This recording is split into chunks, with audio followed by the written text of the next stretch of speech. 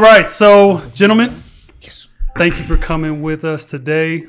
This is actually a listening session for our video project, which is Fatherly Love. And essentially what we're trying to do is we want to hear from dads, right? And you three have been a part of our fatherhood group for maybe about 3 years now, really since COVID, right? So let's start off with an intro. So I'll kick it to Julian. Julian, introduce yourself, your relationship situation or marital situation. And then Complicated. It's complicated. And then ages of kids. Okay. Julian Lance, of course. Been married now for 5 years. Get that right. Yeah, 5 years. We got one kid now. He's 2.5. Hoping for another one. Get my brother or sister, one of those. There you go. Go ahead, King. My name's King, last name Lance. I have a unique situation, technically separated from my wife of 10 years, but currently in a relationship with a woman that's been a part of my life and my children's lives for the past 6 years. And my children are 12 and 10. Yes, very interesting stuff. More to come on that.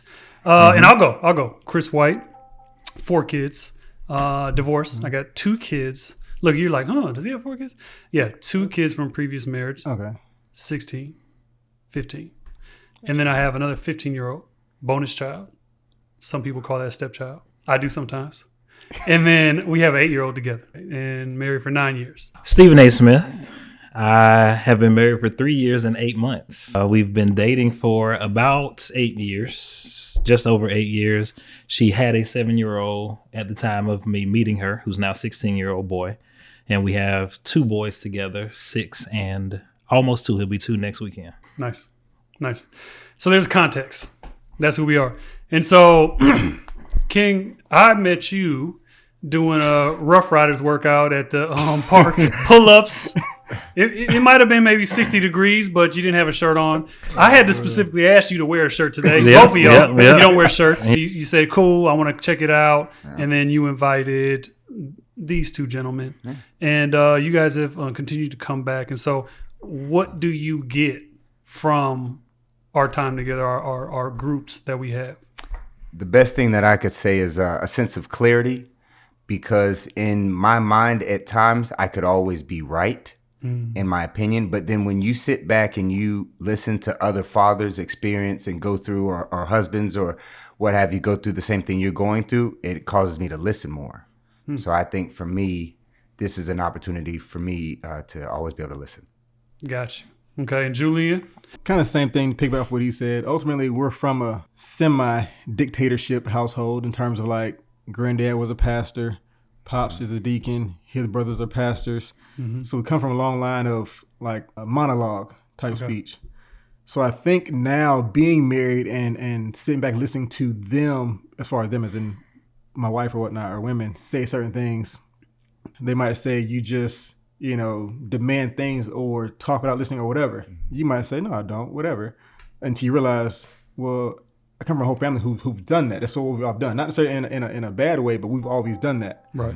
So now coming to these calls is more so I can actually more so listen and get a wide variety of responses to a certain situation from other men to more so gauge how I could have responded either differently or better, or if my response was valid, or whatever. Just hear different variety of responses from other men, other situations, other ages, all of that. Yeah, very good. Same question for you, Stephen A.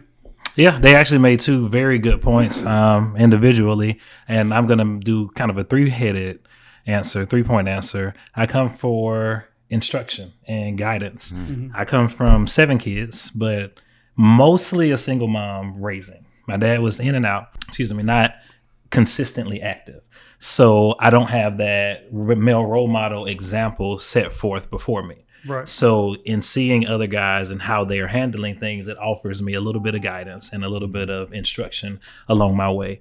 It also offers me therapy. This is a brotherhood it's turned into. It is reassuring and comforting to come in and bounce some ideas and hear some other guys going through good and bad things. Yeah. And then that reassurance is also that third thing, that third part, in that I know that other people are going through the same things. Because the worst feeling that you can have is being alone, right? Oh, Yep. man. In a relationship, as a parent, wherever you are, the worst thing is alone. So so now I'm I not know crazy. there's 3, 4, 5, 6 other guys having the same problems, and it's not just my crazy kid. Exactly. And for me, it's all of the above, right? It's all of the things you said.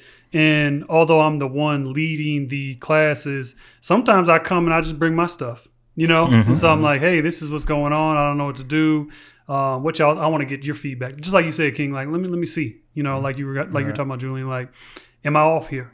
I remember you calling me on time I was in Mexico, and you had a question about your child, which you're honestly like you teach me a lot about things you do with your children, and I'm like, that's a good idea. I'm gonna do that, But then, so I was even honored to even take the call. You know what I'm saying? That you called me. So. It messed up my minutes. My plan was a little high, but it was all good. Yeah. But you know what we do? What we do in the group is a co-creation process, right? So we start off, and yes, there's a topic, right? But we don't necessarily know where it's going to go. Exactly. We don't know where the conversation will flow to. And so the co-creation model is something that we want to use for this project. Fatherly Love is the name of this video series. And so we want to develop this for fathers, and we want it to be by fathers, right? With that being said, what type of content do you look at as it concerns parenting? Are there anybody you follow? Is there a video you liked recently? Is there anything like that around fatherhood that works for you? Mama's podcast. I actually follow their IG page, and then it led to it. I'm not a mother, but they still do offer wonderful advice. Whatever you identify as. Right? They still do offer wonderful advice. And what's attractive about them is that they make it real. Mm-hmm. They are transparent, and they are a level of honest that you don't commonly see. Right. And it allows me to relate to them and not place the podcast leader on a pedestal. It's just like, I'm up here and through all my stuff. They're like, no, I just went through this morning. Yeah. And I know you are, or you could too. You may go through this as well. So finding that relatable content, which we do have in our group, people just got to be exposed to it to see it. But it's finding that relatable content to say, yeah, we are still here in this struggle, right alongside you. We're not above it by no means. Right. Relatable is important, right? Mm-hmm. And then Stephen A, great hand gestures. Do them on this side of the mic. Okay. Because what you did is you started using them, but you pulled yourself back. Gotcha. Thank you, sir. Yeah, I'll gravitate toward if you got to put color on it, I say black. A positive mentorship, dad moment, funny moment, whatever, in his kid's life or spouse's life. Yeah. Mainly because, let's say black parents, you don't see much in the media of that. So most other people, let's say who aren't black, every other race, if you don't really hang with black people or interact with black people on a regular basis, with a lot of people, technically, I think a lot of people don't, but you can not do so depending on your life, whatever. You're only getting your summation of them, your average thought of them from media. Right. So if you only see black dad in this movie not taking care of his kids or this so-and-so, whatever, not, shooting up whatever, you don't get the real aspect of what black dads are. Yes. So when we might see that on YouTube, a regular home video or whatever, or a podcast like this or whatever, I like seeing those because those aren't the actual average of what's being shown. Yeah. So dads in general, but more so emphasis on black dads because like we're not this random absent fathers all the time that's always portrayed every day in the media. Yeah. We're very present and we have jobs and we care about That's our real. kids. Yeah. That's real. We need to challenge that narrative, right? And that's another thing I like about social media as well is you start to create your own world, essentially. It's the algorithm, right? They build that algorithm well. Oh, yeah. But sometimes it lies, though. Sometimes stuff pops up. It sneaks something in there. Yeah. And I tell my wife, Mine it is not lies true. all the time. I don't know who looked at that. I'm bombarded by this. Take my phone and just throw it. But so I heard representation. Yeah, very much so. I heard authenticity. What's something that you gravitate towards online, King? Oh man, me and my lady, we send memes all day. And my biggest thing when it comes to the parenting side of things is I like happy, uplifting clips. Primarily of fathers. There's one clip out right now that literally a gunshot, like something goes off outside. He has his daughter out in the front yard and it goes off. And she's like, what is that sound? He said, we don't care. Get in the house. Right. And she's like, I'm going to stand by the window and look outside. He said, no, that's how people die in movies. Get in the house. Yeah. And the humor, I love humor when it comes to parents as a whole and their little ones. Yeah. And those are the clips that I will send out. I send to my kids. I send happy videos and content to my kids and my lady. Yeah. All day. So they actually made great points. I look at it because they're black. Yep. Yes. I keep watching because it either shocks me, and hopefully positively, Sure. or it makes me laugh.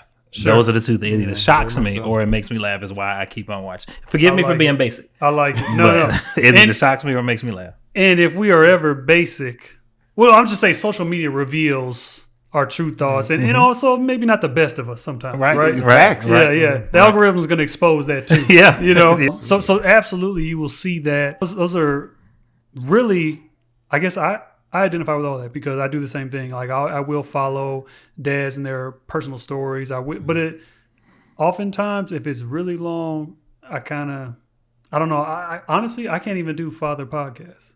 And maybe that's because of the line of work I'm in. And I'm talking about fatherhood all day long anyways, but it's hard for me to have a podcast. Now, I can be in a group. We can go an hour, 2 hours. I'm good. We can Right. go longer than that. Right. You know what I'm saying? Right. If there's authenticity, Right. if there's representation, if I identify with you all. And what's interesting too is that does cross color lines. It does. Although when you're looking at video, I think I do naturally, so I'm half black, half white, but I do gravitate towards black fathers. And honestly, it might be kind of to counteract the narrative too. Like, my dad was great. So am I. I know a bunch of great dads. This Right. is not what I see. So that might be why I like to gravitate towards that content. It's as well. refreshing. Yeah, It is. Yeah. How do we engage dads online and bring them in to what we do in our groups? You got to flood it. Flood it. Yeah, you got to flood it. If I see it consistently, even if I'm ignoring it, it's still in my background. It's still, if I'm ignoring it in the moment, it's still in my background in my head. And once I see it 3, 4, 5, 6 times, it's like, all right, now when I have a moment that calls for that need, I have something to tie it to. Right. And it's just like, oh, a flash of something. Oh, I did see something about this. And maybe it pops up again. And now the next time it pops up, I pay attention to it a little bit more and a little bit more. Or I see a small clip. 10-second clip, like you said, your attention span isn't all there, that type of stuff sometimes. But I see that 10-second clip and it makes me go look for that 4-minute video or that 20-minute video. But it's flooding. You got to light them up with it. And then while you're doing that, you are presenting a different narrative, the true narrative of the black Absolutely. father. Also, we're a capitalist society. If it's just something at the end, it's like, hey, at the end of this program, be it a monetized item or a prize item, just incentivize it. It's America's capital. You gotta do that. That's real. That's good. I like that. King, anything that you can think of that would be important for a social media campaign To make this, to go ahead. go? Yo, you got it. You got to jump on it. You got it. Literally, I'm sitting over here. I'm the gimmick guy. I'm literally saying, I'm thinking about making videos with my shirt off. Okay. I'm thinking about having like my lady bounce her butt for a few seconds. Then Okay. I kind of like hit the screen. Okay. And I'm talking about what we're talking about. Get your life together. Okay. We're having a Right. Now that I got I your want to be attention. very gimmicky. I'm literally having my brain's it's gone for ideas of video clips Right. to basically make someone as they scroll, what is he doing? What Yeah. are they doing? Yeah. And keep it really, I'd say 11 seconds and shorter. Yeah. Because the attention span of the average person now, even the billboards aren't still anymore, right? They rotate, but it's like every 4 seconds. Because that's how much somebody is done with your video for the most part. Yeah. Almost so fast you got to see it twice. Like, oh, let me slow down so I can see that again. And that too is intentional. They'll do that so that you got to watch it over and over. I feel like I said To that. that point, you're gonna have to market it differently to different age groups for sure. Good point. Teens, Good point. 20s, 30s, 40s. These teens and 20-year-olds have never lived without the internet. Right. So with that being said, and us being an instant gratification society, there needs to be that same kind of payoff for the content. I imagine where we have some content that's about a certain subject, right? So it's a new dad, and he's changing diapers. we need to be able to connect him to some sort of resource to where not only does he learn how to change diapers from the video, but also he can like put it in practice or get diapers, something like that. Here, go to this resource and here's some free diapers for you if you're in these zip codes, that sort of thing. Do you guys see yourselves taking action on things where it's like there are certain calls to action? Like, what calls to actions do you respond to on social media? Maybe not with their calls, their direct interaction, but with the kids who are in my life, in my scope. At Boys and Girls Club, which my sons attend. Okay. Be it the school attend. It led up to me being PTA president and becoming more active in my son's elementary school. And now that being top of mind for me. So it didn't necessarily benefit the IG content or whatever I was looking at, but it did benefit the kids at, I'm not going to say a school, that his elementary school, and at his Boys and Girls Club, because it's almost like, I'm a Christian, it's almost like an altar call. And something just kind of tugs you and pulls you, stirs you inside. You don't know what it is. You can't really say why. Yeah. But it's like, I feel this right now. Wow. And that was my altar, was going to where the kids were that I knew them. And all right, let me be active in this manner because they need it. They didn't do anything to deserve not to have it. Yeah. And so if you're not going to give it to them, I am. And I hope that I set the example for you to come with me. And now, because I can reach so many kids by myself, we can reach twice as many kids if it's two of us, if it's four of us. Right. I was about to say, it's similar to the same thing. Like, in terms of information being put out there, it's like you gotta, because micro society, nothing we say necessarily is going to change you instantly today. Yes, you could get certain things like diapers or baby stuff or whatever. You could get an actual item today, but you can't change your whole life today, right now, by doing anything. It's going to take time for that to actually play out in your life. The only thing that we could actually sell or promote is an actual idea that they can buy into. So you have to want to feel like or be a better dad. If I can promote the idea of you being a better dad and you buy into that, then you'll stay along for 2 and 3 and 4 shows to eventually become a better dad. But you got to want that. I can't make you be a better dad today. Right. I can say the best slogans and catchphrases ever. Yeah. If you don't want to hear it, you're not going to hear it. You're just not. Right. And you can't expect instant success from this, because a better dad means the wife, baby mama, random side chick, who, whatever, the kid, the parents. There's a lot of other moving pieces in that role or in that realm of you being a better dad. Right. You have to interact with a lot. Yes. So it's going to take time. Yeah. You can't expect to do, I took out the trash from nobody. I actually have an answer to you of how. What's that? You celebrate small wins along the way. Who celebrates? Is that, I was about to say, is that internally or? It's your partner.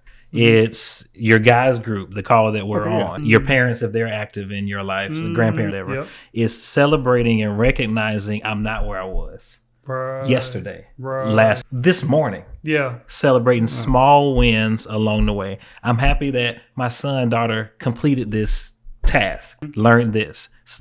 Babies, taking first steps. Learning words. They called me dad for the first time. He chose me over his mama for the first time. Like, that was probably my most memorable thing for my 2-year-old, was him coming to me instead of his mama for the first time. I'm like, oh, this is a great day. Great day. Learn to, because we're under so much stress. Yeah. I was about to do it. Okay. We're under so much stress being successful in every area every day. As a worker, as a partner, as a person. And we already got 3 strikes against us because we're youngish black men. And so that work is so much harder to get done that we can't imagine ourselves being better at anything until we're the best ourselves. I can't be a better dad until I'm the best man I can be. I can't be a better dad until I'm the best partner that I can be, the best worker that I can be. But I'm not the best, but I'm a better dad, person, partner than I was yesterday, this morning. So let me be able to enjoy this. Continue to work, continue to move forward, but let me learn how to be able to enjoy by you pointing out to me, by her pointing out to me, or him, if that's your thing. But by whoever it is pointing out to me, we celebrate small wins. That's a good point. Small wins. As you were talking, Julian, I was thinking, how do we know when it works, right? And for me, it is if I can see an older dad that I identify with, right? Similar situation, and tell me how it worked out for you. Okay, your kid is 25. Where are you at with all this? To me, that's how I see that, like, does this work or not? Because otherwise, you don't really know. You don't know what's going. I mean, your kid seems okay now, but you don't know what they're going to be. How do you find that reassurance to say I'm doing the right thing?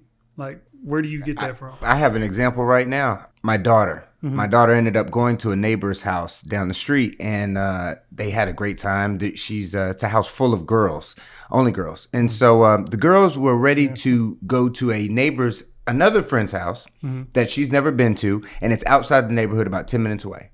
All on her own. She said, oh, my dad met your mom. My dad doesn't know these other ones. I'm going to go ahead and walk home. My daughter came home. Yeah. All on her own. I didn't text her, call her. India didn't call her. Her brother didn't say come home. She got home and said, Daddy, guess what? And she explained to me that the girls left and said she can come too. But she said, oh, you didn't meet them. So when I tell you my kids, and they're now, again, 12 and 10, they each have, and we're talking in the last 90 days, have proved to me I'm personally doing a good job because the way they responded to their situation is exactly how I would have. My son got into a fight on the bus. Said what? That's coming on. Heard about this for the first time? Shut Come on. Come on, nephew. What What you doing? I'm calling up. Yeah. What's happening? The bus stop. What? Come on, nephew. What you doing? Man, Yeah. What's happening? bro, yes, on the bus. And it turns out the bus monitor said, I'm going to tell your parents that you two Wow. are fighting. And my son said, I wasn't fighting. I defended myself. My dad won't be upset. That means his. No, well, the kid hit him, so he hit the kid back. And basically, it didn't last long. But when he got... But it stopped after he hit the kid. Yeah, it got stopped. Oh, and then the kid said that he hit him first. They ran back video. Turns Wow. out the kid hit my Just son asking. first. Thank So God that for means video. It Thank stopped, God for video. It stopped when my nephew hit the other kid. Yeah. That means his punch mattered more. Yeah. It mattered more. I mean, I'll take it. It's okay. We good? There's been a fight. I'm going to school tomorrow. Okay. The second question is who won, right? Because then you know how to react after. Oh, he that. was smiling, so I don't think he felt. He didn't. You know what? He won because the way he presented it to me, he didn't come at me like a loser. And Sure. prime example, Sure. he got into a fight at Big Air. A kid punched him. He was at Big Air doing the. Why is he so punchable? I'm not really crying. He cried. Okay. Yeah. That's how I knew he lost. right. That's He, how I he knew he didn't lost. respond, He didn't respond. but he was ready the next time. Man, he was ready. That's why I was so proud. As far as Yeah. I'm concerned, he won. Yep. He Exactly. knew he wasn't in trouble. Exactly. He's so happy. He'll tell you the story himself. Punch I your love dad it. going up tonight in the I love it. garage. I love it. But what's that's going that's true. Okay, so that's more immediate, right? No, well, and it's not immediate, but it's immediate compared to do I have to wait 25 years to see if this works? You can see all along the way, right? Gosh, yes. Yeah. That's good. In my kid specifically, and I don't mean to cut you off. The only thing is, you got to understand, I'm the predominant parent. Exactly. So there's nobody else, for the most part, that my kids are going to demonstrate besides maybe, my mother, their grandmother, and their grandfather, and their uncle. Right. But, I mean, we're talking, it's me every day. I'm not missing anything. Right. So that's why they're emulating me. Love it. Yeah, also it was important. I listened to Miles Monroe a couple of days ago, actually. And it was important to kind of also understand kind of what you said about the time frame of now, past, future, young, whatever. A lot of time, just as a dad, period, which is why I also kind of say just fall in love with being a better dad. Better dad. And then we have to more so quantify, I guess you could say, on what better dad means. Because if you try and tell me as a 65-year-old dude what a better dad was, well, when you were in your 60s, 70s, 80s, a good dad was something different than what we're doing So in true. 2000s. So true. Yeah. So I can take some of that, possibly a lot of that, but not all of that would actually be usable in my current everyday life. That idea of better dad. Again, what is better dad? Because having kids with 10 different females and leaving them all, that ain't cool. Yeah. I think we have to redefine what cool is for dads. I think better dad works really well because parenting very much is a process, right? There's no It's a never-ending one. destination. Correct. That's what- Never ending, Yeah. right? Never ending. It I just literally changes. just said to my 16-year-old, I've never had a 16-year-old before. I'm learning how to have a 16-year-old. All right. It's I an don't ongoing every day. process. I love that. I love that. And I think it's important.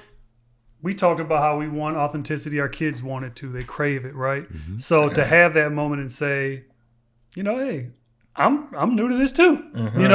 I've never had 16, 18, 2, 3, whatever it is. I think is really, really healthy for our kids, because then they say, you know what? I'm a kid and I don't know everything. And my dad, he's grown. And, if he's not Superman at 16, maybe you were at some point. Yeah. That's gone now. You're right. Definitely. But still, they look up to you, and it's like, if he can admit that he doesn't know what's going on, then it gives me the power to do that as well. So I love that as well. Mm-hmm. That's really good. So I think we've got a lot of what we need in the co-creation model to get started with the Fatherly Love series. And so we're going to begin interviewing dads, and we're going to be tapping you guys to do that as well. And the idea is authentic, relatable, give stories, right? Yes. So a narrative, not have a problem. I'm gonna be honest. Success, happiness does not sell. It doesn't capture anyone's attention. They cannot identify with your life going so smoothly. That's a great point. Have a problem. Mm-hmm. That's a great point. Have an issue. Straight up. Wow. Yeah. And that's a clip right there. This clip you just gave, I'm going to share that with some of these really polished, that could be a successful segment. Dads. Yeah. That could be a segment in problem solving. Because we know it's not true. Right. Yes, things are going well in some aspect, but it's not perfect, because it can't be. Because you're dealing with a human being, a child at that. And men in their pride will put on a facade real quick when they shouldn't have to. Mm-hmm. If you listen to all, I don't want to say successful, I'm going to say long-term. Mm-hmm. All long-term marriages, 30 years, 40 years, 50 years, who have kids, whatever, all of them say the same thing. They look at each other, they take a deep breath, and they say, it was work. Right. So that inherently means there were problems that you all worked through. Yes. So a lot of times y'all don't talk about them. In general, that was a society thing too. We don't talk about our problems with everybody. We handle it in house. Cool, that worked.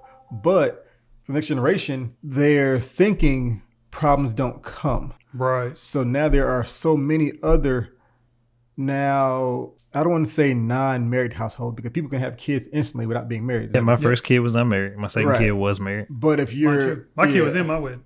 Mine was a ring bearer. Yeah. It's beautiful.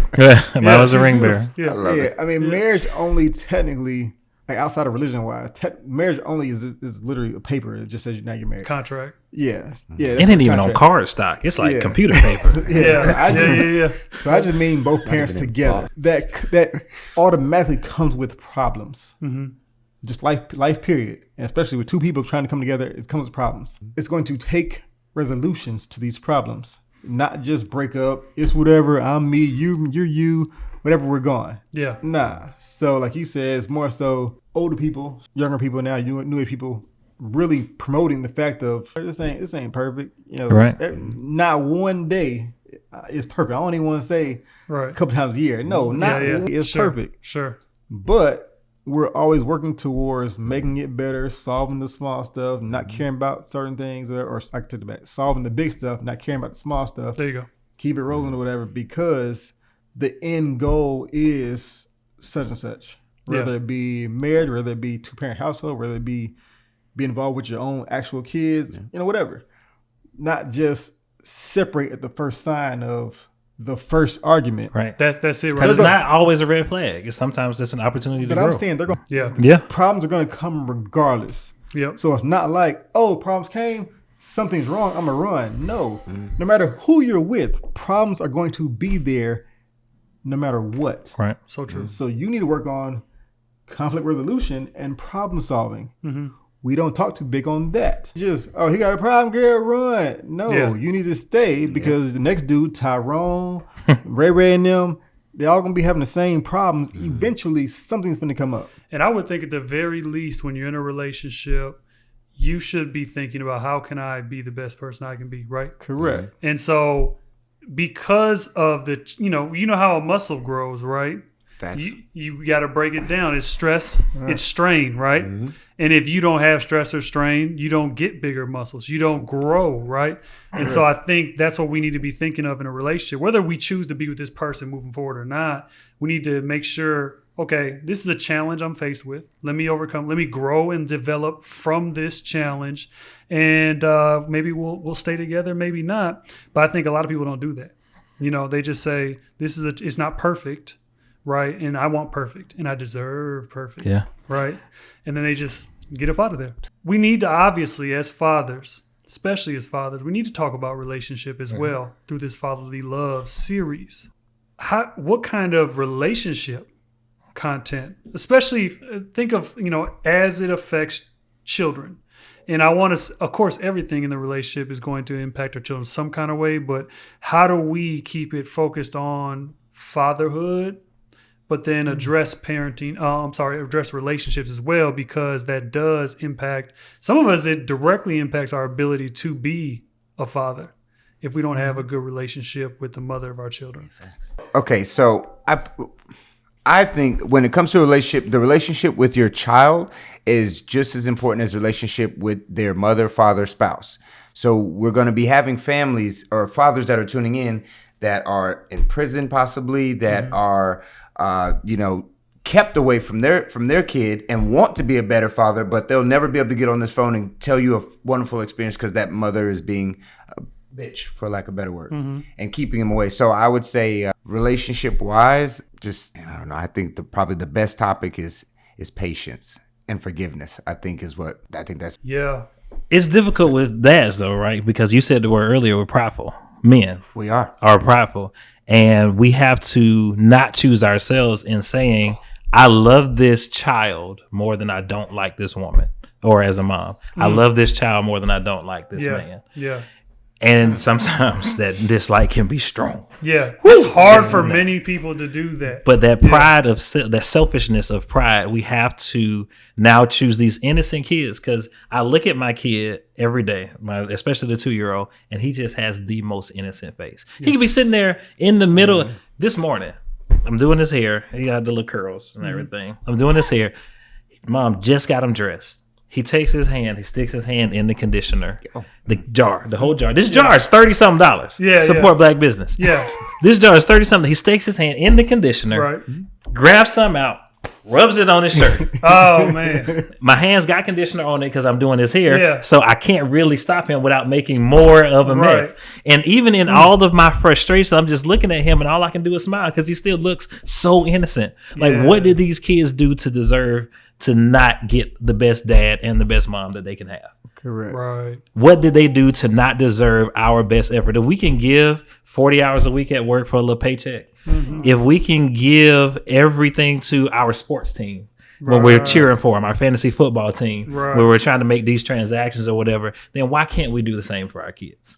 And that's what I would want to highlight to dads and moms. Love this kid, one, more than you love yourself. Love yourself, please do. Please, every day of the year, every day of the week. But love these kids more than you love yourself, and love these kids more than you don't like her. If I'm being honest with you now, I wish I wouldn't have said I don't like listening to father podcasts because of what you just said. Okay. You were so right, right? Like, what's most important to me, right? It's God. It's my wife, it's my children, right? In that order. And sometimes I struggle to put my wife before my kids, if I'm being honest. But if we look at what I consume, my content I consume, the TV I watch, the videos I watch, whatever it is, the music I listen to, is it in alignment with what I value most? And honestly, it's not. It's decent, but like I just said, for me to put 30 minutes into a parenting podcast, it's been a struggle for me. Right. You know, maybe on the way home, I will listen to one now. Because that's a good point. Yeah. But when you surround yourself, it's like, and I use my wedding as my mental example. When I was planning my wedding back right before COVID, I was planning it in 2019. We got married in February 2020. Literally went on our honeymoon, got back that Monday. I went back to work. Wednesday, we got sent home from COVID. So it was really right before COVID. So people had COVID at my wedding. On the cruise ship? Yeah. People had. Okay, so I get sick at the wedding. My dad had COVID on the Thanksgiving cruise. We're sure now. Well, it was undiagnosed because it was 2019. It was November 2019. Yep. And one of my homeboys had COVID at my wedding, I'm sure. People thought it was a flu. People had to leave on the trip at the ceremony because we didn't know what we had. We were all dying. Yeah, and had no idea. Had to leave. I had no idea. But Wow. when I was planning my wedding, I'm picking out music to make the playlist for the wedding. I'm looking at poems and stuff to write my vows, surrounded by these floral decorations and going to suit fittings, Yeah. having people call me, congratulations. Hey, are you excited? My, 2-year-old, 3-year-old at the time being our ring bearer, but I inundated myself with love. And so I had no choice, really, no desire, but to be in love. So when I surround myself with who and what I want to be, it's like I'm not watching the TV that I used to watch because it pours into my spirit. I'm not listening to the music that I used to listen to because it pours into my spirit. Right. So I need to pull into my life and my world where I want to be, where I want to go next, who I am now and where I want to go next. And don't think that I can carry everything that I used to have with me into who I'm going to be because I can't. That's too much of a load to shoulder. My shoulders aren't that wide. I'm 300 pounds and my shoulders ain't that wide. So anybody smaller than me, they don't stand a chance. Exactly. So I'm listening to these parental podcasts. I'm listening to Tackle the Text, which is a biblical podcast where they literally line up Bible texts with real life scenarios. Nice. I'm listening to With the Perrys in there, just pouring into my spirit consistently, which allows me, when Julian comes to me, King comes to me, you come to me, I can pour into y'all because I just heard it. I just heard it on Monday. And you're asking me this question on Thursday. Or, they talked about this last week. I remember this podcast or whatever. And I'm taking notes, but I'm allowing myself to receive and be full. We talked about it last night. Your heart is full of your love language, I think you said. But I'm filling my love tank. Yes. I'm filling my tank with who I want to be and who I am now, not who I was and who I'm trying to get away from anymore. And you just got to listen to that podcast on the way home. Please do. Okay. And you had planned on taking your glasses off. I think that was it. You missed your moment. Okay. You did? Yeah, you missed it. Okay. Man. What were you going to say, King? No, I love the hand movements. Yeah. I want these podcasts that you're listening to. I was watching you speak and I'm saying to myself, I'm the complete, I'm not saying opposite, but all that success that you are striving for and you're giving your time and attention to all the necessary and appropriate things and visual things and your ears are hearing what you need to hear. I don't do that. Gotcha. I am not doing that. Yeah. I would say I'm big on imagery for both. So like old network marketing phrase, but it's just a real phrase, general, where your attention, so the energy flows where your attention goes. Or so like you can only, like scientifically wise, you can only think of one thing at a time. So whether it be music, TV, general thoughts, whatever, you're going to think about that one thing at certain times. Right. So if you're in a certain environment surrounded by love for 48 hours or whatever, it's going to be hard to not think about that. Right. Sure. That's a marriage retreat right there. Randomly find yourself randomly. You feel like what's happening to my body? But You ultimately getting morphed into this mood because it's what your brain's thinking about 24/7. Right. So that's just the way for non-religious people. I'm sorry, but that's the way God set it up that way, to where that's the way your brain works. So if you say, I just don't think that way, or I don't necessarily get in that mood, or whatever, it's because technically you're not necessarily putting these things in front of you to have them in your subconscious, in your brain, technically. Yeah. So for the kids aspect, it will be important for adults and parents to compartmentalize your life to where whatever's going on in adult life, that shouldn't spill over into kid life. Come on. Yes. Kids aren't adults. Come on. So women or guys use kids as pawns a lot of times. It's like, dude, they shouldn't, they're innocent. They ain't had nothing to do with none of y'all's BS that y'all done all day. Right. Yep. So if you're going for the BS every day because you want to see the Housewives of Atlanta fighting all day, blah, blah. Come on. That's in your mind every day. Come on. That's BS. You should turn that crap off. Yeah. But I'm saying in terms of certain podcasts or whatever, certain intellectual podcasts, family podcasts, whatever, if you say, I'm not like such and such, that's probably because you haven't investigated such and such. Certain biblical stuff will say, if you seek, you'll find, or whatever. So if you go after looking for this stuff, you will find what you're looking for. Yeah. But if you don't go seek, I promise you will not find anything. So true. So for a lot of us, we just go through life just whimsical, saying anything happens, it's just, it's supposed to happen. It's like, nah, bro, you got to say so in a lot of this stuff. You do. You could literally pull up YouTube right now and type in anything. And I promise you, somebody out there made a video about it. That's true. Now, 3, 4, 5 of them. I got a question for King, because you said you don't really, and we're about to wrap this up here. You said you don't really you're not gonna get into all that like what Stephen A. The things that he consumes. You're not really gonna get down with that yet. So he's not currently. Right. But here's what I'm saying. No, go ahead. But the results are kids are doing well. You're there for them. You're a great dad. You're primary caretaker, all that kind of stuff. So where do you get your inspiration as a father? That is a great question. I'm going to be very blunt. So I have an alcohol addiction, porn addiction, Candy Crush addiction. And I love action and comedy movies. So my life is so basic, and working out. So I guess It's a lot of addictions. it is. Yeah. Can we define addictions? Are these just likes? I mean, these are just so that's Persuasion? those are my topics. My point of this is so each thing I've just named has nothing to do with making me a better dad for my children. But it's funny that when I get around my children, they beat me to my car when I pull up from work. They're because I work later than their school thing. They're beating me out to the car to come. Well, smiling, both of them. I mean, side by side at 12 and 10 years old. I'm the hottest and best thing. They're excited to see me because we got the little alarm on the door that you can just put the code in. So they'll be home and they're waiting on me to get there. I turn everything off that personally is not supposed to be stuff for children at all. Yeah. I turn it off and I just focus on them. I don't really pull any of my inspiration from anywhere. I just live through them, and I sit there and I listen to them tell me, and they talk for like 30 straight minutes about their day. Nice. And I will sit there and I'm looking right there. I have no phone on, no TV, no nothing. Yeah. You know what I just heard you say? Powerful. I turn that good moment into positive momentum. No matter what happened in my day, no matter what I just walked away from, what I was doing in my car, whatever I went through at work, when I saw that kid, you got two, when I saw those kids, that moment turned into my momentum for the night.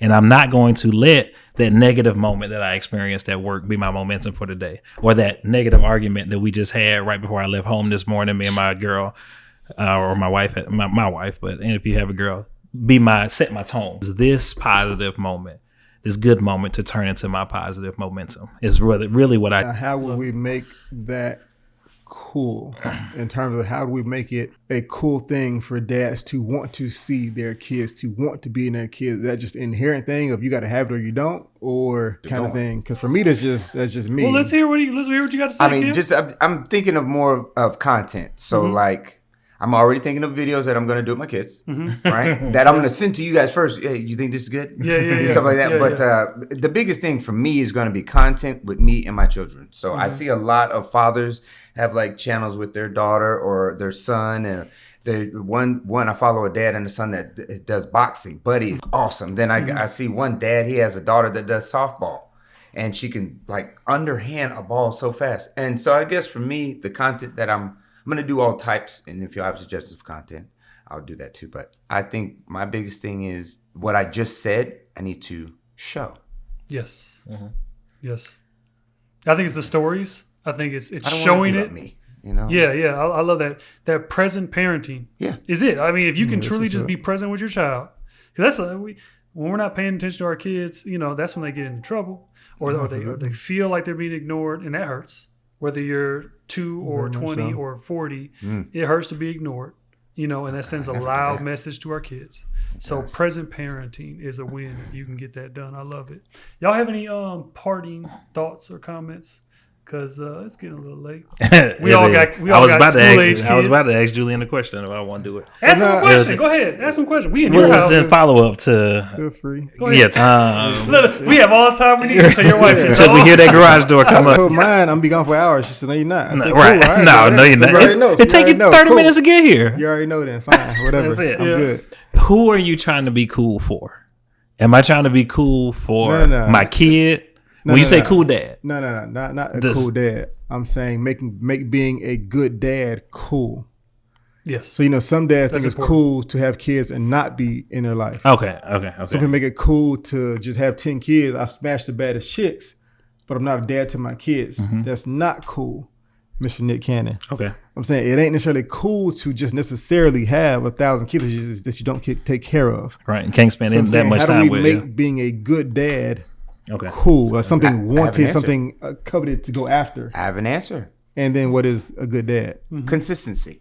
At the end of the day, right? it's not really about us making something cool. It's about being consistent with the message that we're delivering. If our message is to be a better dad, no matter the content, at the end of the day, even if it's just a catchy slogan, don't forget to be a better dad. It's not that it's just going to become making it appealing. Making it wanted, making it something to go after. I think it's commercials. I mean, or an example of it is commercials. What do I do to make this beer look cool, or this car? I go get a face that somebody recognizes. Right. I'm gonna go get somebody who's already cool to do this, and now it's cool. Right. They stamped it as cool, whoever it is. Right. So get a representative, a spokesperson. And that's a perfect way to wrap this up because we are now coming back to King's original comments. It's about shaking ass. If we can get somebody shaking ass. That's it. Yeah, that's a good spokesperson. Wow. That's a great spokesperson. It'll get No words necessary. Guys, I'm not even really joking. Right. Literally, if the video started off with 2 to maybe 2.2 seconds worth of just a booty shaking, people will stop. Hey, men, women, good dads.